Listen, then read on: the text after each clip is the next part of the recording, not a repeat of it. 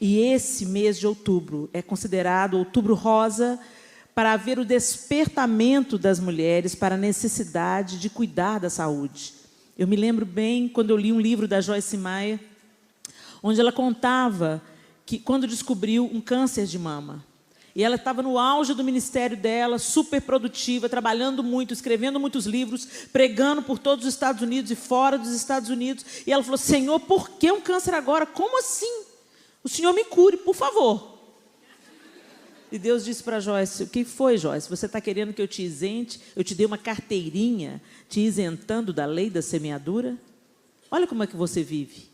Você consome açúcar demais, você toma café demais, você dorme mal, você come mal, você não administra bem o seu tempo, você não se exercita, e agora quer que eu te cure.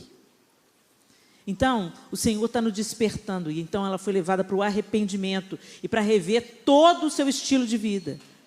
E para finalizar essa parte, eu queria te encorajar, minha querida, em nome de Jesus, procure a rede pública de saúde, procure também o SESC, parece que o SESC está com uma promoção, fazendo mamografia gratuitamente nesse mês de outubro, corre atrás, faça os seus exames, mantenha tudo em ordem, porque quando é descoberto um tumor precocemente, as chances de cura são muito maiores. Não negue a medicina, não negue aquilo que Deus deu ao homem, a capacidade de curar através da medicina. Amém?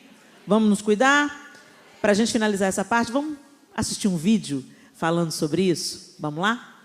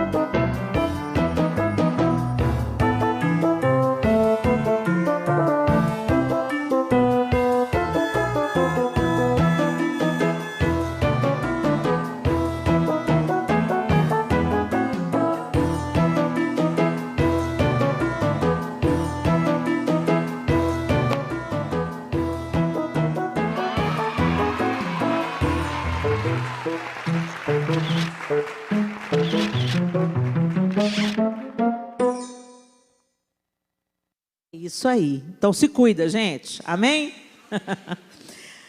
Vamos para a palavra de Deus. Abra a sua Bíblia no livro de 1 Samuel, capítulo 17.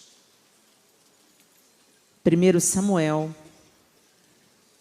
capítulo 17. Esse texto é bem famoso e bem conhecido de todas nós.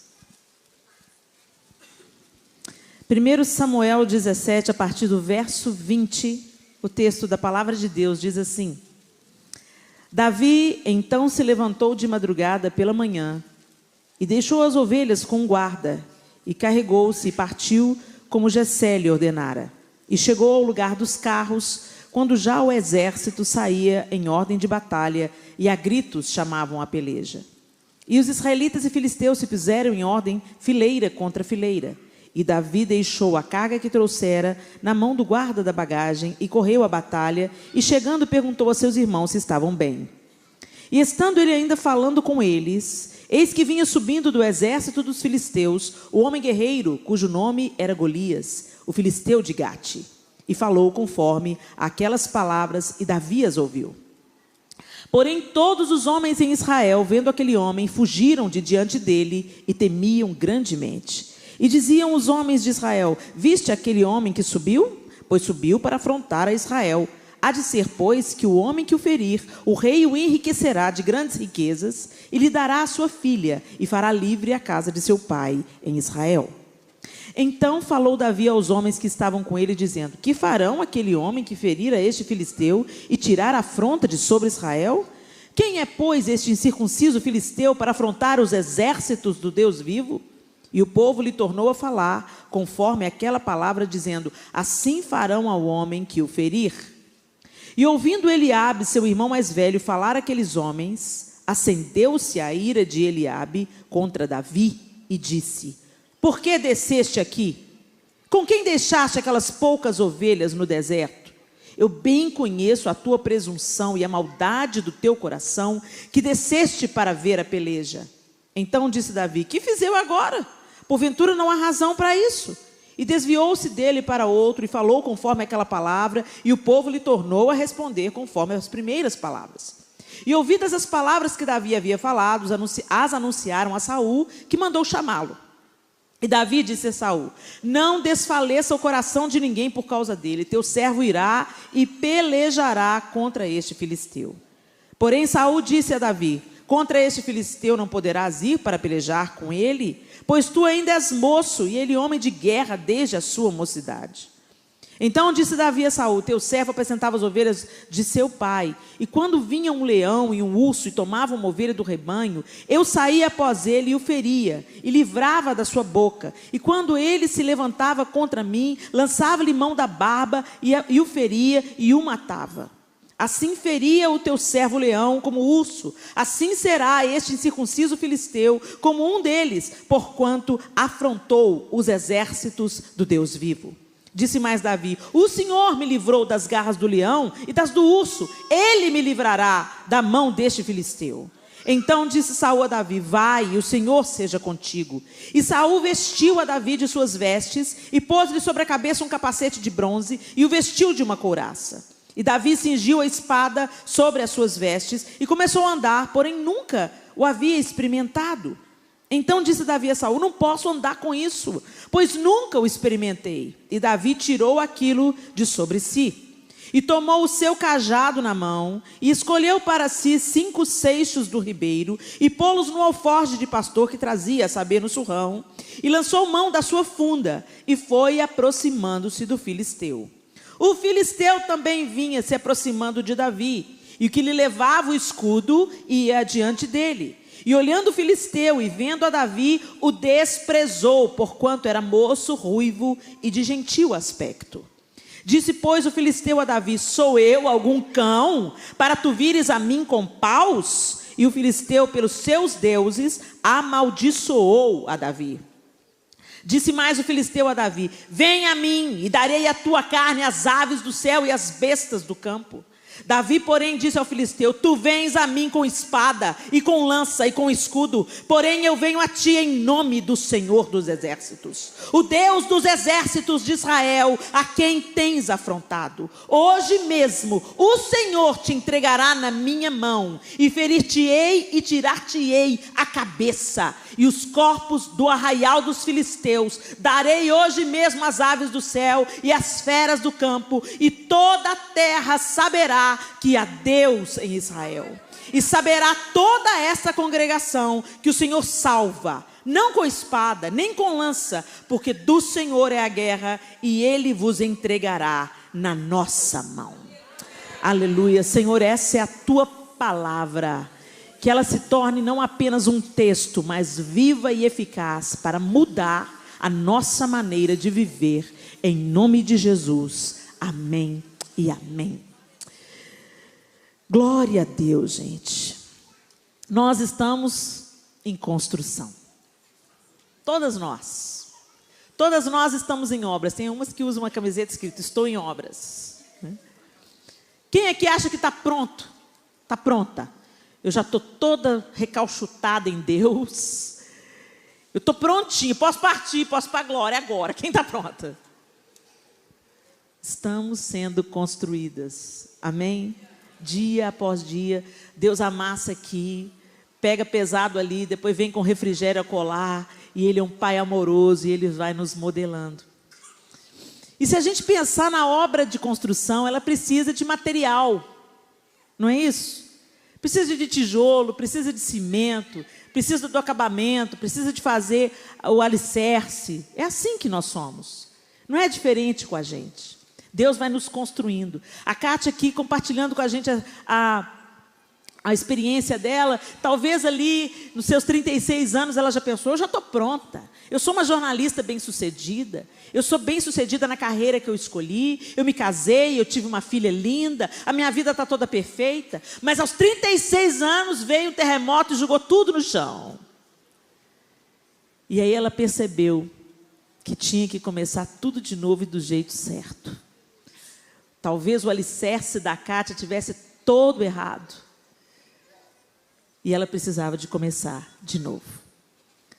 E quando a gente vê aqui Davi nesse texto, a gente vê também um homem em construção. Um rei em construção.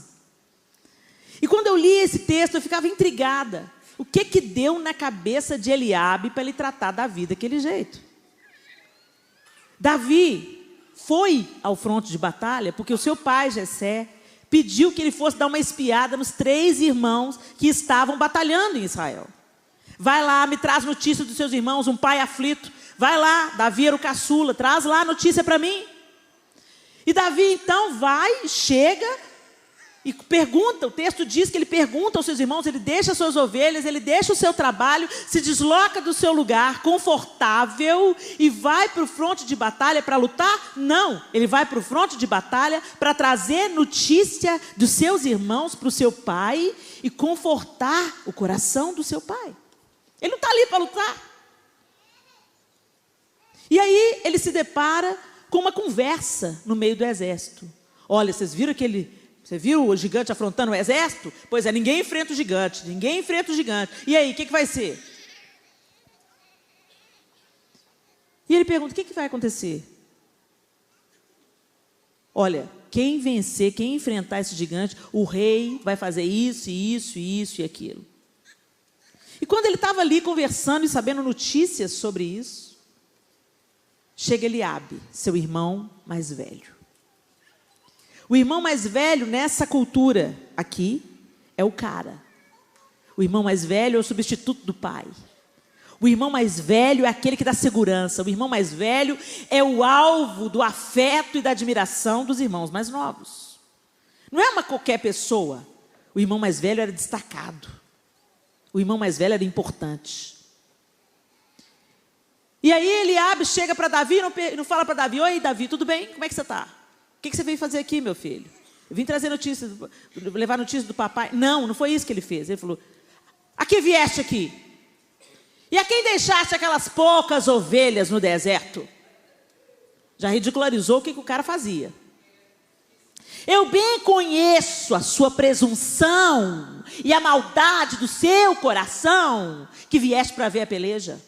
Ô, gente, vamos supor que Davi fosse ali ver a peleja mesmo. Jessé não mandou nada, só mandou que Davi foi lá xeretar. O que tem de mal nisso?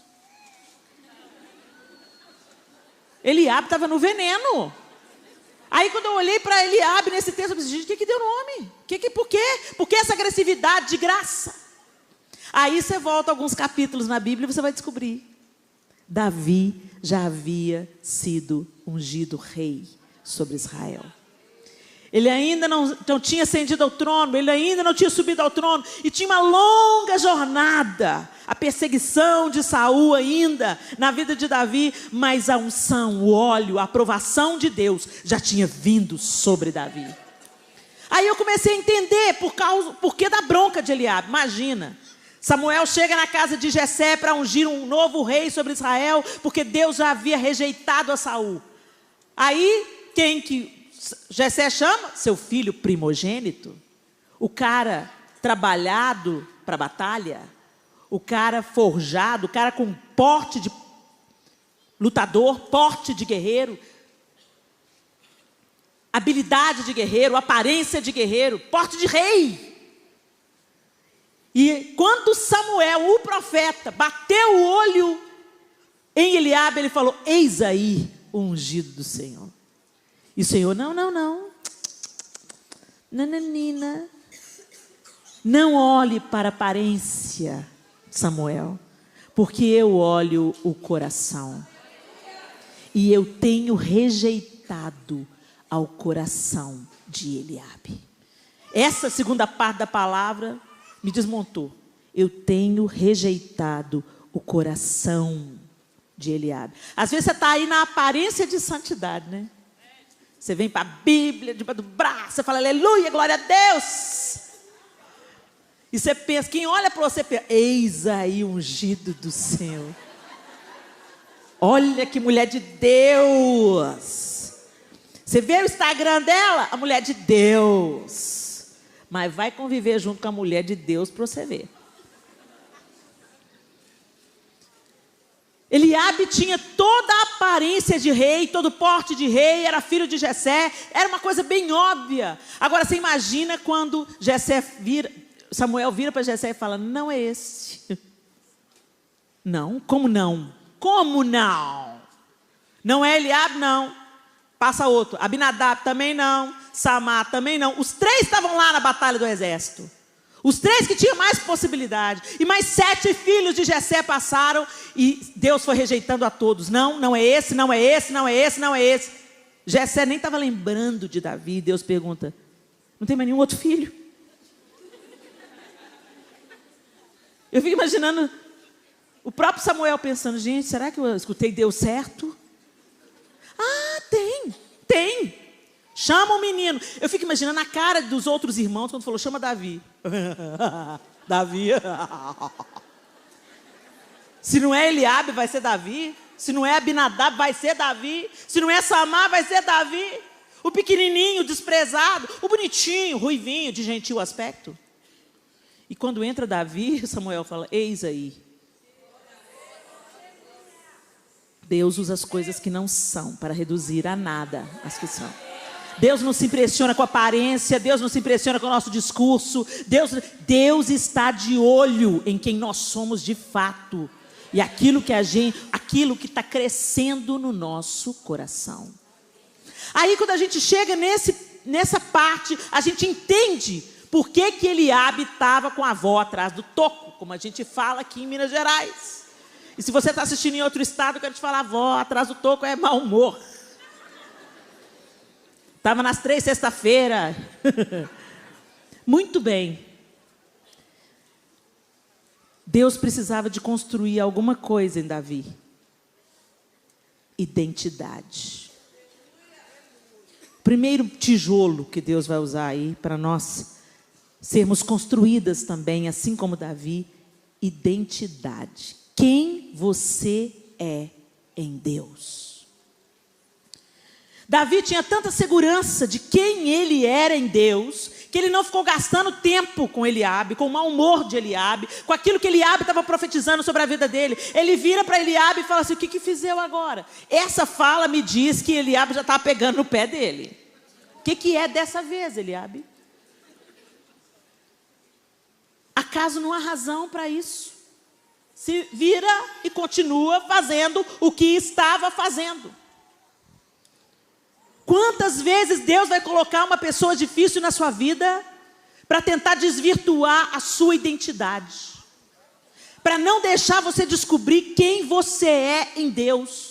Eliabe tinha o potencial de destruir Davi, porque Eliabe era o irmão primogênito, era um cara que Davi amava, era um cara que Davi provavelmente admirava, era aquele cara que Davi falava: não mexe comigo não, que eu sou irmão de Eliabe. Se vocês mexerem comigo fica ruim, olha o tamanho do cara. Deus, não, o diabo não vai usar um estranho na sua vida, ele vai usar alguém dentro da sua própria casa. Ele vai pegar uma pessoa que você admira, que você respeita, uma pessoa que você tem em alta conta, vai aproveitar o momento que ela estiver distraída, o momento que ela não estiver vigiando, o momento que ela não estiver orando, não estiver com a vida no altar. Ele vai usar alguém que tem o potencial para te destruir, para profetizar na sua vida o que é morte.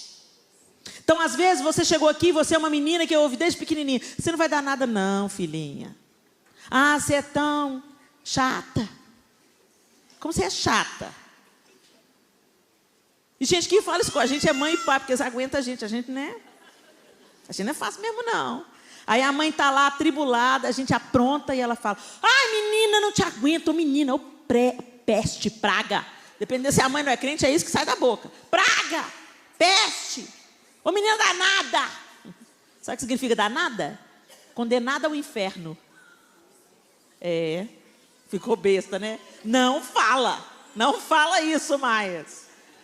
E normalmente, se eu falo com você, aquela pessoa que você ama, que você admira, um amigo, uma amiga, o pastor, um líder, o pai, a mãe, o avô, a avó, a tia que você admirava, te detonou com uma palavra, te desacreditou, aí você se identifica logo, é mesmo. Tem alguém na minha família, sabe, Helena, que foi usada pelo diabo para tentar me destruir, e eu acredito em você. Mas a pergunta da noite é: será que você também não é um Eliabe na vida de quem mora junto com você? Porque a gente logo assume o papel de vítima, né? A gente pega toda a nossa trouxa e fala: oh, meu mundo caiu. Ai, como eu sou incompreendida. Ai, como eu sou perseguida. Ai, que uma vida difícil para mim. Mas às vezes você também persegue. Você também fala palavras de morte. Você também desencoraja. Você também desacredita. Então toma o seu lugar de Davi, deixa de ser Eliabe. Amém, gente? Agora, Davi sabia quem ele era em Deus. E quando ele ouviu então aquela palavra que o desprezava, que o diminuía, a quem deixasse aquelas poucas ovelhas no deserto? Ô, pequeno. Eu conheço a maldade do seu coração, acusação, desprezo. Veio tudo na fala de Eliabe, no mesmo pacote. Davi sabia quem ele era. Na cabeça de Davi, ele já se via como rei. Ele não sabia qual é a jornada que ele ia ter que percorrer. Mas ele tinha convicção de que Deus o havia escolhido. Você tem? Você sabe quem você é em Deus? E quando a gente descobre quem a gente é em Deus, gente, não é para a gente empinar o nariz e sair pisando por todo mundo na nossa frente, não. Sabe aquele tanto de crente que se acha superior? O Evangelho nos torna livres, não superiores. Nós não somos melhor do que ninguém porque cremos em Deus e porque nos encontramos com o autor da vida. E Ele tem colocado as suas digitais em nós, à medida que nos amassa, que nos aperta, que nos transforma. Isso não nos torna superiores. Nos torna livres. Não melhores do que ninguém. Se estamos livres, também podemos ser usados para libertar outros. Instrumentos de libertação. Mas quanta gente está dentro da igreja e vive, sabe, debaixo do jugo de escravidão. A palavra do passado você carrega, a palavra que a sua mãe falou você carrega, a palavra que o seu pai falou você carrega, a palavra que o seu marido te falou você carrega. E você não escuta o que a palavra de Deus diz sobre você. Você é uma filha amada, você custou um alto preço, o preço de Jesus Cristo na cruz. Eu te conheço, eu te resgato, eu te transformo e eu uso você para a glória do meu nome. É isso que o Senhor diz sobre nós. Mas você vive tão cativa e você vive mendigando o amor e a aprovação do outro, que basta Satanás levantar um Eliabe na sua vida que você fica paralisada. Eu não posso, eu não consigo, eu não vou romper, eu não vou conseguir, não vai dar.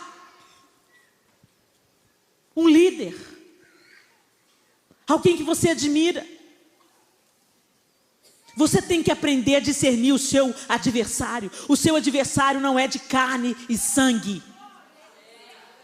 O diabo planta palavras na nossa mente e na boca de quem a gente ama para nos paralisar. Mas se você tem a sua identidade formada em Deus, se formando em Deus, sendo construída em Deus, você vai olhar para o que a Bíblia diz a seu respeito e não para aquilo que o inimigo diz a seu respeito. Eu sou o que a Bíblia diz que eu sou. Eu tenho o que a Bíblia diz que eu tenho. Eu posso fazer o que a Bíblia diz que eu posso fazer.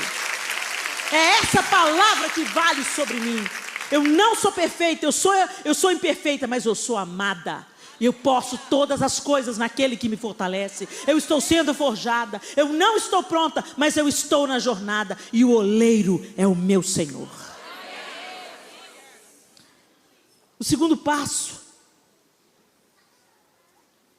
que Davi, depois de se desvencilhar da própria família, do próprio irmão, ele teve que se desvencilhar de Saul. Saul, ainda aqui nesse episódio, não tinha tido a sua inveja despertada em relação a Davi. E ele então, alguém chega para Saul e diz: tem um rapaz aí que quer enfrentar Golias. Traz esse menino, que ninguém quer enfrentar, traz ele.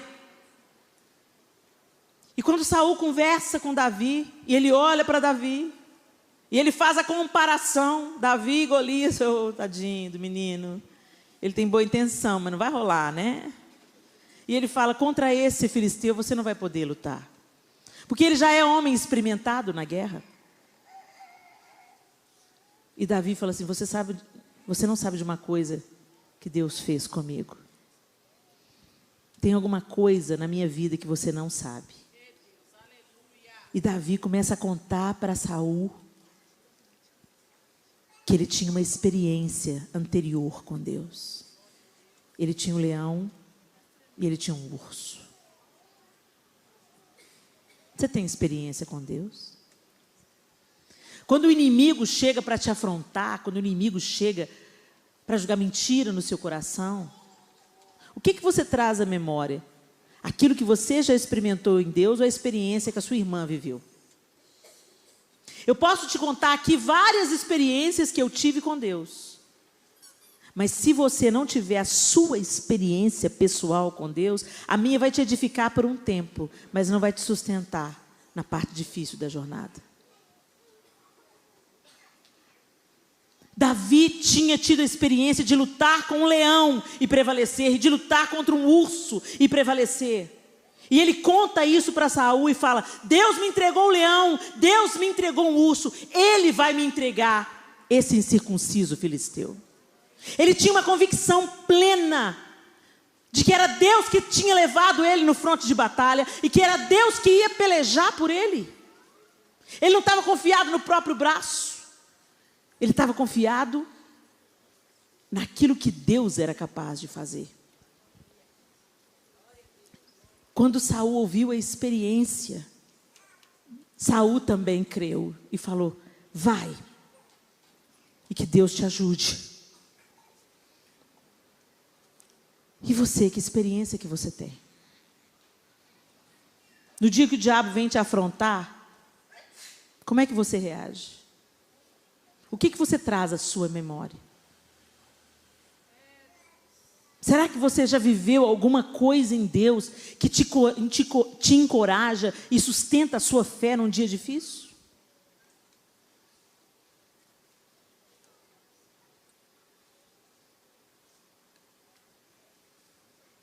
Há um tempo atrás eu estava orando, pedindo a Deus assim: Senhor, me ensine a viver com menos. Me ensine a ser feliz com menos. A gente sempre fica correndo atrás de alguma coisa e achando que a gente precisa de alguma coisa para ser feliz. Alguma coisa a mais. E eu pedi para o Senhor: Senhor, me dá um olhar agradecido para aquilo que eu tenho. Me dá um olhar agradecido para a minha realidade. Me dá um olhar agradecido para aquilo que eu tenho e que eu posso desfrutar para me viver. Eu não quero ser feliz quando eu tiver um carro maior. Eu não quero ser feliz quando eu tiver uma casa própria. Eu não quero ser feliz quando eu tiver um diploma tal. Eu quero ser feliz agora. Me ensina a ser feliz com menos. Se o Senhor quiser me dar mais, glória a Deus. Mas se o Senhor não me der mais, eu já quero entender a sua vontade e ser feliz agora. E aí eu comecei a orar assim, e o João falou assim, você está fazendo uma oração perigosa. Eu falei assim, mas eu sei em quem eu tenho crido. Eu sei que o Senhor me ama. E se Ele me ama, Ele não vai me dar pão em lugar de peixe, em lugar de pedra. Ele não vai me dar pedra em lugar de pão. De vez em quando, tudo embola que Tico e Teco se batem. Aí, nós estávamos indo para uma viagem nos Estados Unidos, meu irmão mora lá, e Deus tinha provido miraculosamente para a gente ir. Arrumamos as malas, colocamos as malas no carro, tinha 2 carros para nos levar para o aeroporto, a gente é uma família grande, e voltamos para dentro da sala e começamos a orar, consagrando ao Senhor aquela viagem, pedindo a proteção, o escudo do Senhor sobre a nossa casa, sobre a nossa viagem. E enquanto nós estávamos orando, começou lá fora, volta, não sei o quê, aquela gritaria. Eu falei, meu Deus, o que é isso? Quando acabamos, amém. Aí o motorista que estava em um dos carros entra correndo, apavorado. Tinha chegado um assaltante, 2 horas da tarde, na porta da minha casa, portão aberto, a porta da sala aberta. O assaltante colocou uma arma na cabeça do motorista, rendeu o motorista e levou o carro. E naquele carro foi a minha mala, a mala do Arthur, do Miguel e da Sofia. Ficou só a mala do João e da Clara e o material, porque eu também ia ministrar no outro país, atrás, no outro carro. Aí aquele desespero, e agora o que a gente faz? E ele chamando a polícia, e já estávamos em cima da hora para ir para o aeroporto. Mãe, mas e a roupa? E as malas? Volta e pega o que sobrou na gaveta. E os meninos, mãe, não sobrou quase nada. Porque a gente ia passar 1 mês lá. E eles colocaram tudo que eles tinham de melhor, em termos de roupa, dentro da mala. E eu também. Eu ia ministrar um tanto de roupa, sapato, coisas novas, coisas que eu nunca tinha usado. E foi-se embora. O que faz? Vamos embora para o aeroporto. Entrei no meu armário, peguei uns vestidos, 2 vestidos, um pijama, um sapato. O resto a gente compra lá. Tá aí documento? Tá. Se a gente passeia menos e compra o que está faltando. Ok, fomos embora. Quando nós estávamos indo a caminho do aeroporto, eu, Miguel e Sofia num carro, Clara, Arthur e João em outro carro. E aí, aquelas caras, né? Aí eu falei, Senhor Jesus, eu não aceito, Senhor. Nós oramos tanto por essa viagem, nós sonhamos tanto com essa viagem. Para o diabo vir se andar na minha viagem agora, na hora de sair. Aí o Senhor agradece. Agradece aí, que a gratidão dissipa a tribulação. Aí, o motorista dirigindo, nós 3 atrás, o Miguel vira para mim, mãe, você acha que se a gente está em pecado, Deus pesa a mão? Eu virei para ele e falei assim, não, mas se você está em pecado, conserta a sua vida. Ele, não, mãe, não é nada de grave não, mas é porque, né, será que é eu que estou trazendo maldição? Miguel, lá veio o capiroto com acusação na cara. Aí eu vou, Senhor, tem misericórdia. Tantas lutas, tantas dores, num deserto pareço estar, mas te entrego os meus temores. Sei que em ti, Senhor, posso confiar. Quero trazer à memória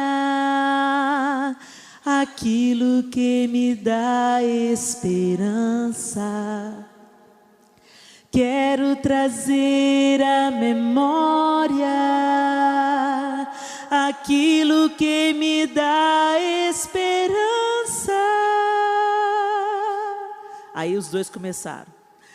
Como é bom poder pertencer a um Deus de amor.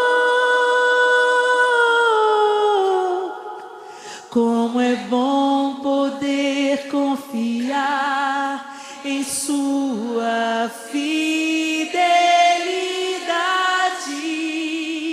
Eu descanso em ti, eu espero em ti, eu te adoro, Deus Aí quando eu olho para o retrovisor, o motorista está com o olho todo marejado. Eu não vou parar, não. Em ti eu posso me alegrar, com ousadia declarar: o Deus a quem eu sirvo nunca falhou e não falhará. Não falhará. Como é bom poder pertencer a um Deus de amor. Como é bom poder confiar em sua fidelidade. Eu descanso em ti, eu espero em ti, eu te adoro, Deus de amor.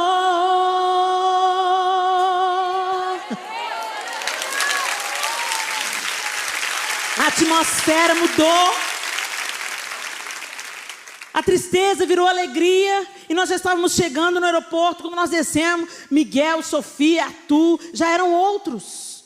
Eles estavam alegres, a alegria da jornada foi retomada, a alegria da viagem foi retomada. A gente se esqueceu que as malas foram embora. A gente tem que parar de cantar mentira, gente. E entender que o que a gente canta é uma oração real e a gente é responsável por aquilo que a gente canta. Às vezes você canta, eu te entrego, tudo entregarei. Aí Deus te pede seu emprego. Oh Deus, restitui. Quero de volta que é meu. A gente tem que tomar dentro naquilo que a gente canta, gente. Deus está de olho, de ouvido naquilo que a gente canta. Ele está levando a sério as nossas canções. E nós começamos a nos alegrar em Deus. E a atmosfera mudou. Fomos embora para os Estados Unidos. Os meninos foram para casa da minha irmã, do meu irmão, e nós fomos cumprir a missão e depois nos encontraríamos com eles. Mas aí, peguei um vestido, um sapato, um pijama. Vou precisar de comprar umas coisinhas, né? As coisinhas que usa embaixo, outras que usa em cima, maquiagem, foi tudo embora. Aí o João, então vamos lá, vamos pela fé. Fomos comprar o que faltava. E aí eu fui comprando tudo que faltava. Aí eu, João, Helena, já deu? Já deu.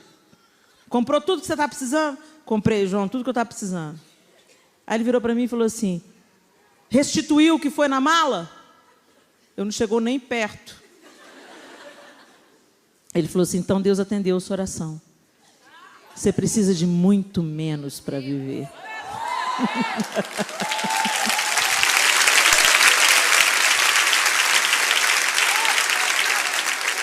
Então, quando hoje eu penso em reclamar por aquilo que eu não tenho, pera aí, cala a boca aí, diabo, olha aqui, eu tenho mais do que eu preciso. Eu só tenho 2 pés, tenho um tanto de par de sapato? Eu tenho mais do que eu preciso. Eu só tenho 2 ombros, e eu tenho muito mais do que 2 bolsas. Eu tenho muito mais do que eu preciso. A gente precisa de quase nada para viver, mas a gente acredita que a gente precisa de muito.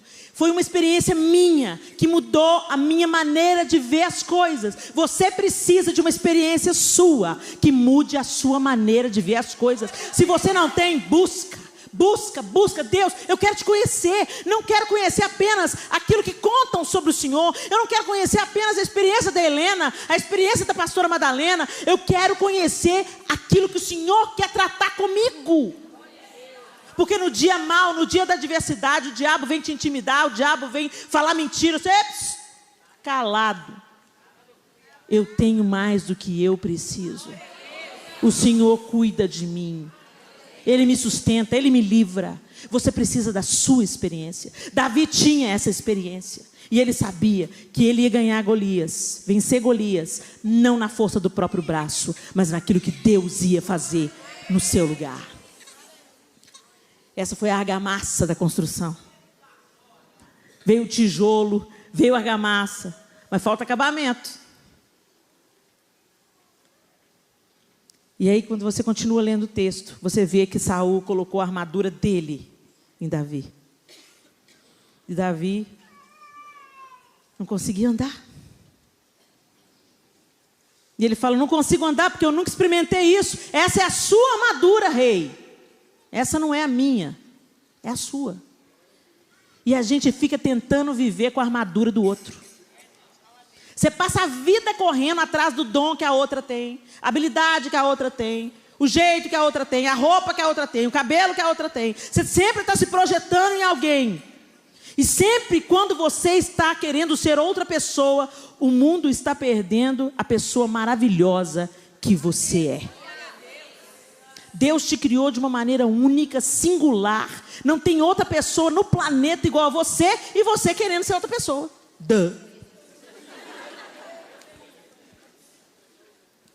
Deus precisava que fosse as armas de Davi. Um cajado, uma funda, uma pedra que ele trazia no surrão. Instrumentos que ele usava para apacentar as ovelhas. Instrumentos que ele dominava muito bem, com mestria. Agora você pensa comigo, vinha Golias, mas na frente de Golias tinha um escudeiro. Então Davi não tinha que matar só Golias. Davi precisava de primeiro passar pelo escudeiro de Golias. Se ele estivesse usando a armadura de Saul, ele ia ter que sacar a espada que ele mal conseguia equilibrar. Ia ser meio difícil ele matar o escudeiro e sobrar energia para ele matar um cara que dava 2, 3 vezes o tamanho dele. Concordam comigo? Mas com uma pedra. Era tão ridícula aquela situação que Golias desprezou a Davi. O quê? Você veio a mim com paus? Ai, ridículo. Não sabia ele o que aguardava. Saul, Davi, tira a pedra. Põe a pedra na funda. Deus tem senso de humor, eu tenho certeza disso. Eu tenho certeza disso. E a pedra, eu fico imaginando o guerreiro, né? O escudeiro, esperando. Vem quente que eu estou fervendo, você não vai chegar nem no mestre, não. Aí eu fico imaginando o escudeiro, acompanhando o trajeto da...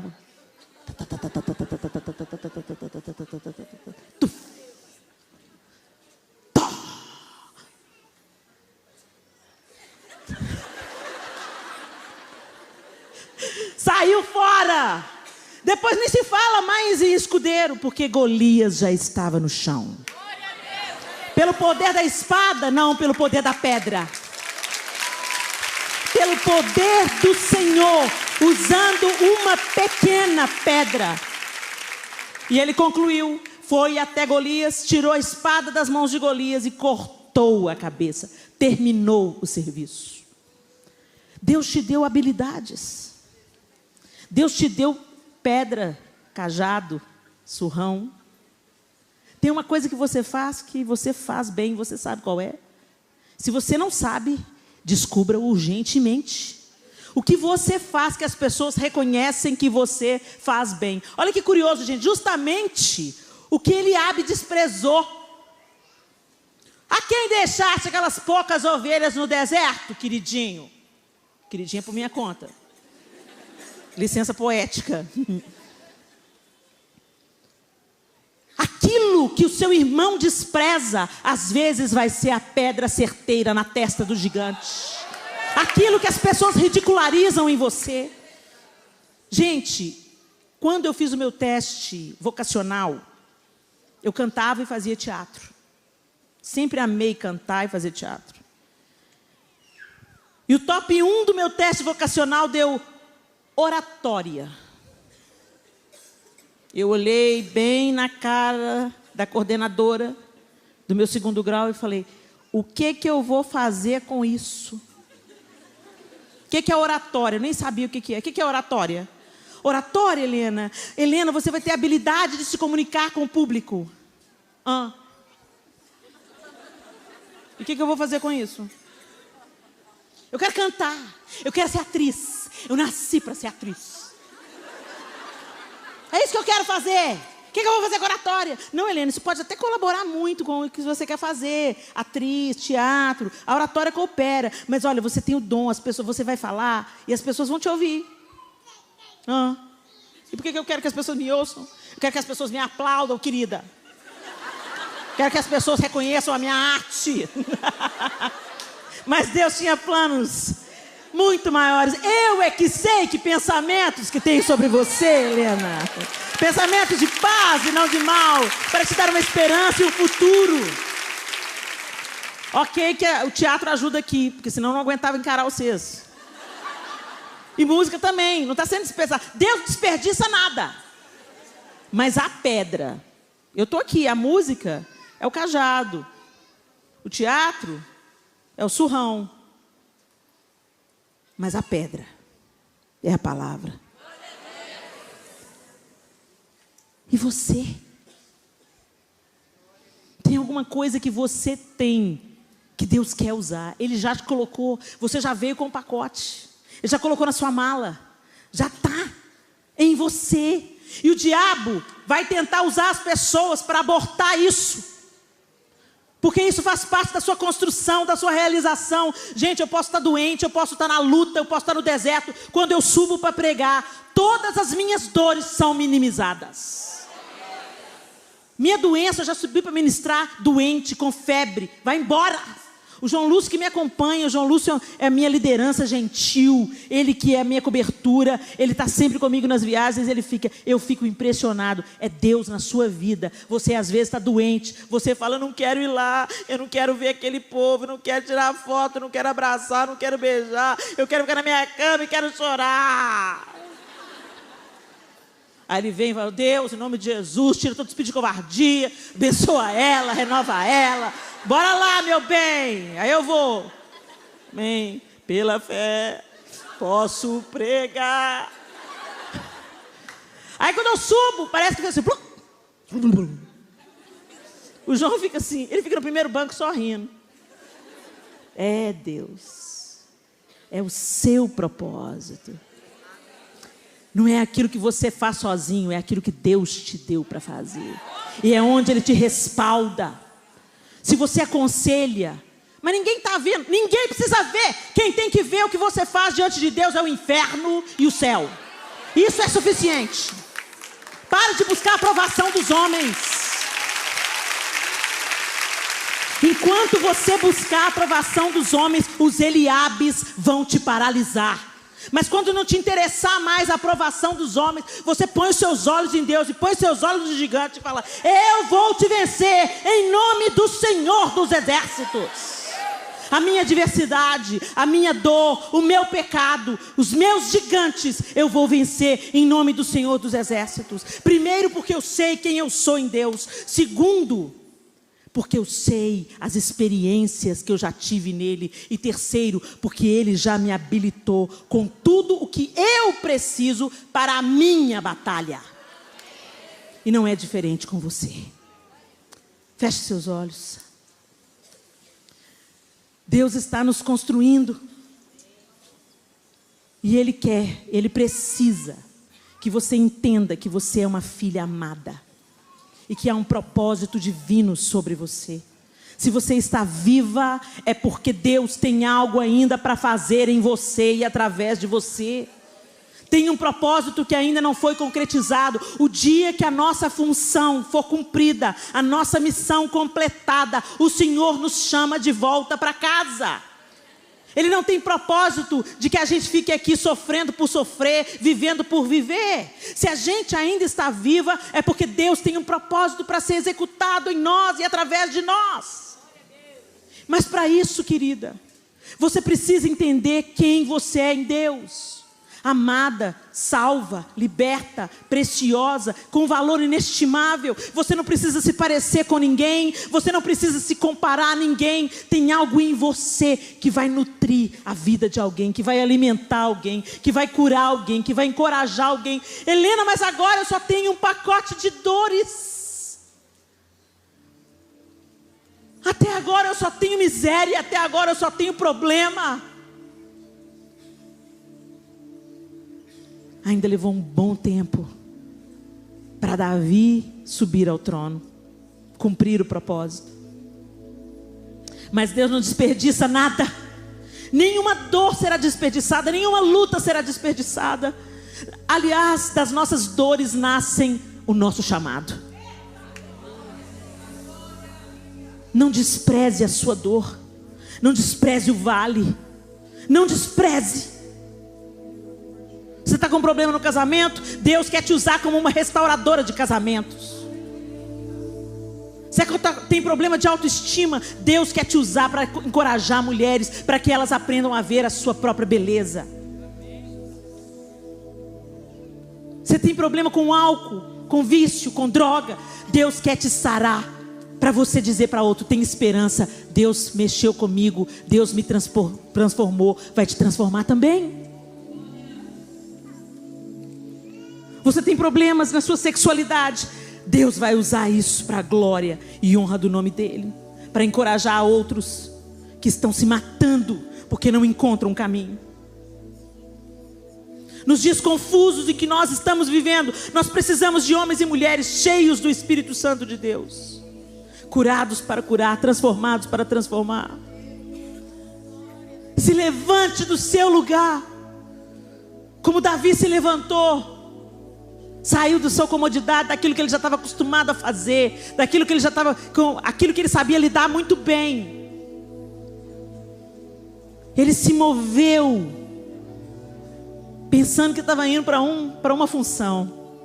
E Deus estava convocando Davi para a guerra, para mais uma batalha, não mais contra o leão, não contra um urso, mas contra um filisteu que afrontava o exército de Israel.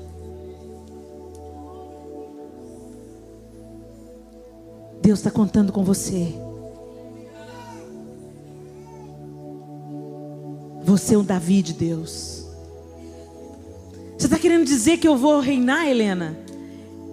Eu estou querendo dizer que você vai viver sob o reino de Deus, debaixo do governo de Deus. E debaixo do governo de Deus, nada é vão, nada é desperdiçado. Será que você pode olhar hoje para suas mãos e descobrir o que Deus te entregou, querida? Você decora, você pinta, você borda, você maqueia, você costura, você cozinha, você consola, você abraça, você tem sensibilidade para perceber a dor do outro, você aconselha, você toca, você canta. Você é boa com finanças. Você é boa com organização das coisas. Deixa Deus usar essa pedra. Deixa Deus usar essa funda. Deixa Deus usar esse cajado. Às vezes algo que você tem desprezado. O que eu vou fazer com isso?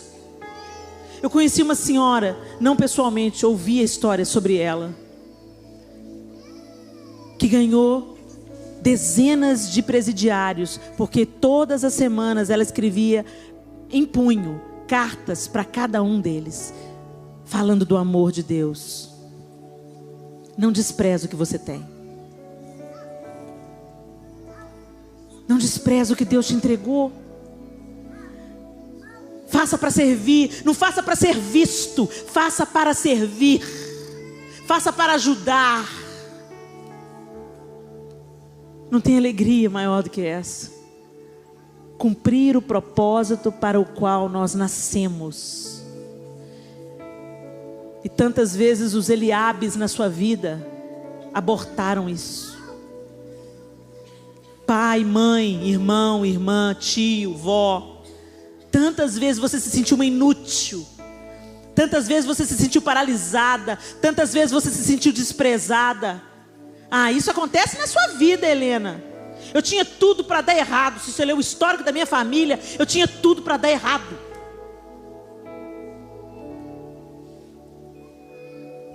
Avós envolvidos com as trevas, feitiçaria, adultério, abortos.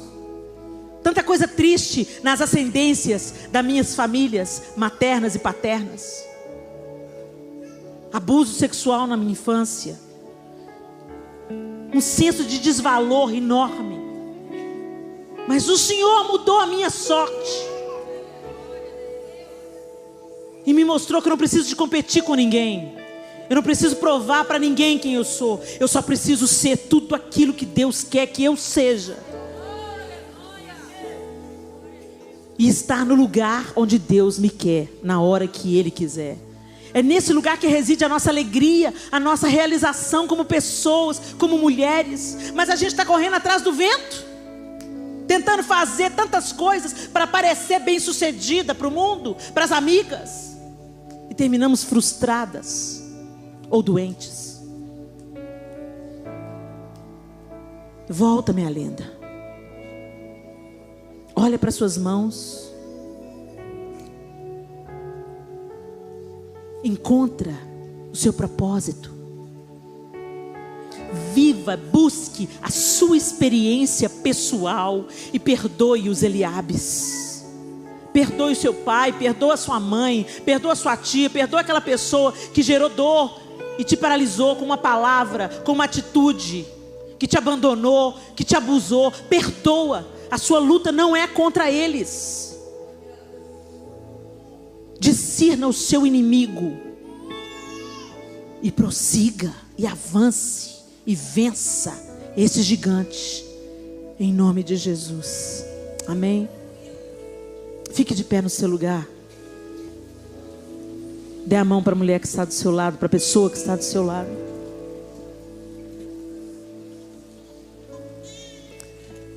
E nós vamos orar. Mas antes de nós orarmos por nós mesmas, eu gostaria de saber se aqui entre nós existe alguma mulher que nunca confessou com a própria boca: Senhor, eu quero que o Senhor seja o Deus da minha vida. Às vezes você teme a Deus, você crê que Jesus é o Filho de Deus, você às vezes até frequenta a igreja há muito tempo, mas você nunca fez uma oração dizendo: Senhor Jesus, eu acredito que o Senhor é o Filho de Deus, que veio para me religar com Deus Pai. Entra na minha vida, cura o meu coração e cumpre em mim os teus propósitos. Eu te confio a minha vida. Tem alguém aqui que nunca fez essa oração? Se tiver, levanta a mão aqui que eu quero te conhecer. Se nós temos uma pessoa...